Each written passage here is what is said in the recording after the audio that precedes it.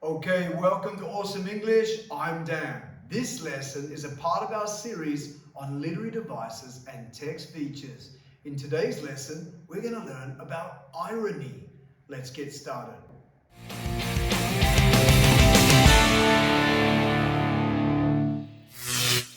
Wow, the weather is so perfect today.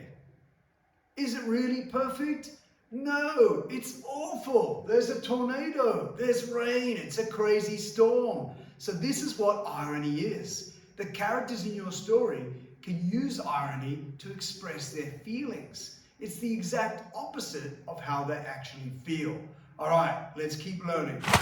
Okay, let's check in on our awesome checklist for today's lesson. It's our roadmap to success. These are the objectives we want to achieve. So the first one is to know what is irony.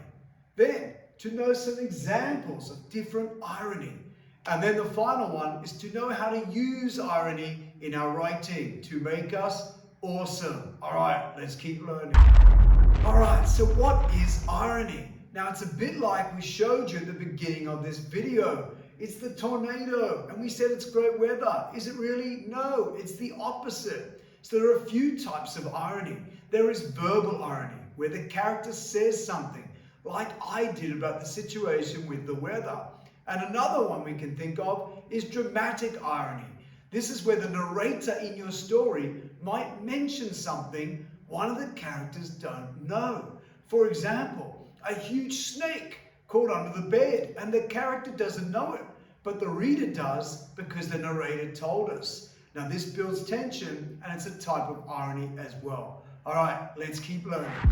All right, let's do a little think, pair, share to practice using irony.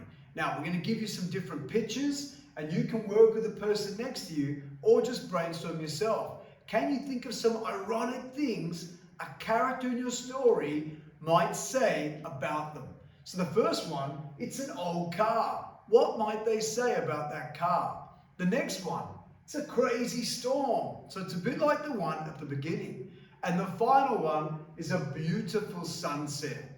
So over to you. Work with the person next to you or do it by yourself. Think of some examples a character can say using irony.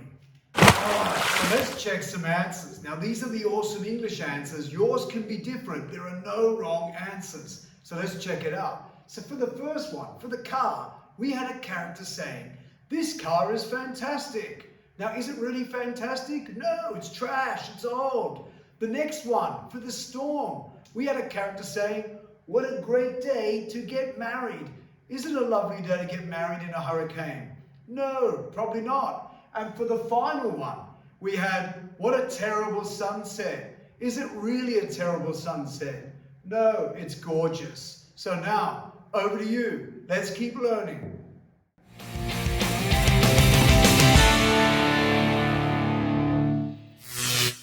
Alright, now it's time for some independent learning. You should now have a better idea about what irony is. Hopefully, you've had some success making some direct speech for the characters using irony. So it's over to you. Go and consolidate your learning.